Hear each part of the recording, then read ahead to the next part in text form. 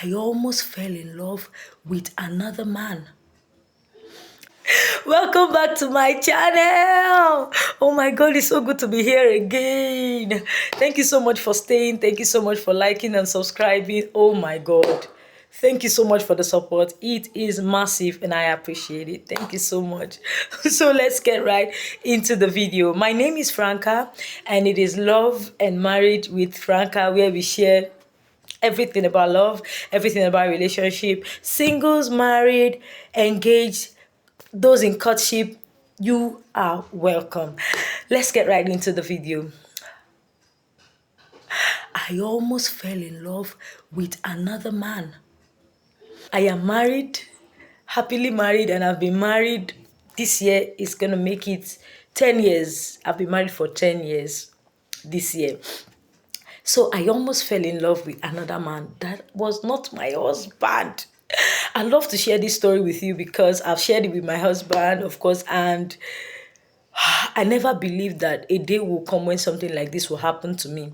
So the reason why I'm sharing this video with you is because as a single lady or man preparing to get married, planning to get married someday, I want you to know that a time is going to come in your marriage that you are going to see somebody that is more handsome or more beautiful than your husband or your wife, that is more hardworking, that is more brilliant, that is smarter, that is, I don't know, that time is going to come.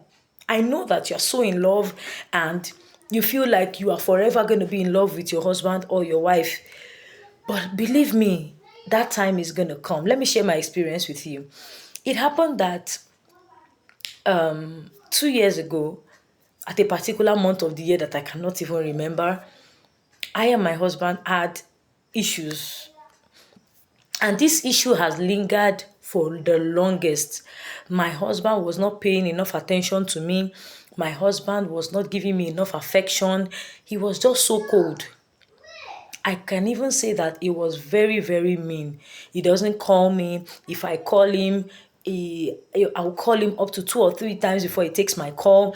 He doesn't reply his text. He claims that he's busy. And of course, he's busy, truth be told. But I believe that he should have some time for me. He should have some time to have a chit chat with me. I felt so lonely. I felt so tired. I felt so exhausted. I needed somebody to talk to. And my husband was not there. He was busy trying to make money for us, for the family. Okay, it's not as if he was doing anything bad. He was just working and trying to see how he can put the family together to settle bills and, to settle all our needs. That was what he was busy doing. But he neglected me. Sometimes I wake up at night and say, oh, my husband is coming. He's supposed to be back at 8 p.m. He's not back at 9. He's not back at 10 p.m. Sometimes I sleep without my husband beside me. And then I wake up in the morning and I discover he's already beside me. So I spend the whole night alone. Sexually, I was starved. So that was the situation. I'm just trying to let you know the situation at that time.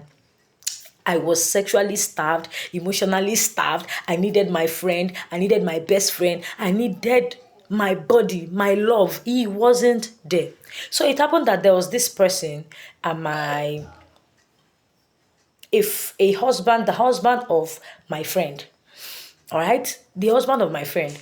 And I was very close with the wife. We were close, we discussed, we talked, we were close pals. But unfortunately, the wife passed on and the man was left alone.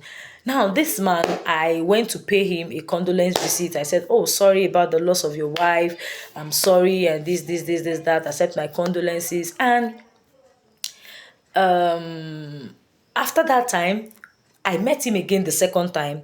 And how are you doing? How are the children? Hope you're holding up well and everything like that. So he said, can I have your number so that in case I need to ask questions about my children, because his children, he has a child that is young and then he has older ones. So he needed help with the younger one in case he needed to ask questions. I said, no, there's no problem. There's no problem about that. You can ask me whatever. So I gave him my number and we got talking on WhatsApp. Guess what? This man will always call me. Always. Call me in the morning, call me in the afternoon. If he cannot call me, if he's so busy, he will leave voice note, numerous voice notes on WhatsApp. And because this man was the husband of my friend's husband, I didn't think he was bad communicating with this man, because I felt like, oh, he needs somebody to talk to at this time. And of course, he knows that I'm married, so nothing can happen, right? We always talked. And I noticed that it was December period. So he asked me to send him my account number. And I was like, for what? What do you need my account number for?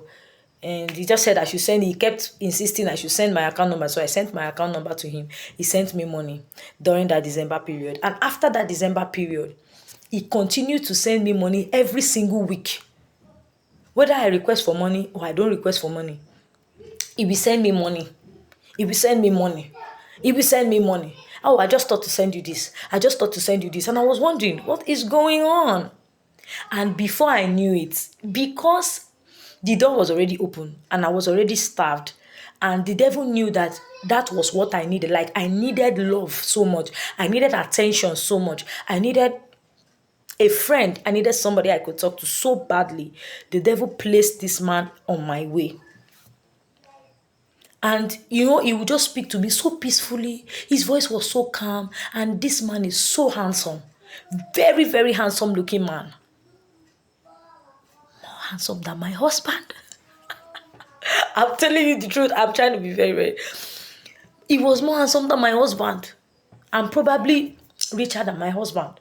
So, I don't know. Before I knew it, I began to, whenever I sleep, because my husband is not there, I started thinking about him. Sometimes even my husband will be beside me and I'll be thinking about him. Oh, when next is he going to call me? When next is he going to send me money? When next is he going to... So I found myself in that situation. And sometimes whenever it takes so long before he calls me, I feel tempted to call him first. I feel so tempted to call him first. Do you get me? So that was the situation that I was in, and it was so bad. And so one day I called myself and I sat down and said, Franca, what are you doing? I think even it was God that opened my eyes. I said, Franca, what exactly are you doing? What do you want with this man? Where are you driving at? Like, where are the both of you driving to? And I sat down and I asked myself 3 important questions. The number 1 question I asked myself was, what do you want with this man? What do you want from him? Do you want to marry him? I gave myself the answer. I said, no. Do you want to commit adultery with him? I gave myself the answer. I said, no. Do you want to leave your husband and go to him? Do you want to divorce your husband and go for him? I said, no. So I asked myself again. I said, what exactly do you want with this man? And I could not give myself a good answer. And so I told myself deliberately, I said, you have to put a stop to this. You have to put a stop to this. It was difficult. I'm not going to lie to you. It was difficult for me to put an end to that relationship, that friendship, or whatever it was. The first thing I did was to block him on WhatsApp, because that was where we were having our major conversations. I had to block him on WhatsApp. And then I called him and I told him, I said, please, I don't want you to call me again. And he was like, have I done anything wrong? What have I done? I said, please, I don't want you to call me again. And he was like, oh, he's going to respect whatever decision, whatever I want is what he's going to do. And I should not be offended and everything like that. So he stopped calling me. And for 3 days, I struggled. I felt tempted to call this man back and say, let us continue our friendship. But I prayed to God. I said, God, please help me. This thing is going to destroy my marriage. It's going to destroy my home. Please help me. And for those 3 days, I was able to hold myself back from calling him, from texting him, from sending him any form of message. And that was how that affection or that attention or that thing that was trying to build, that was how it died naturally. That was how it died. There's nothing. That was how it died.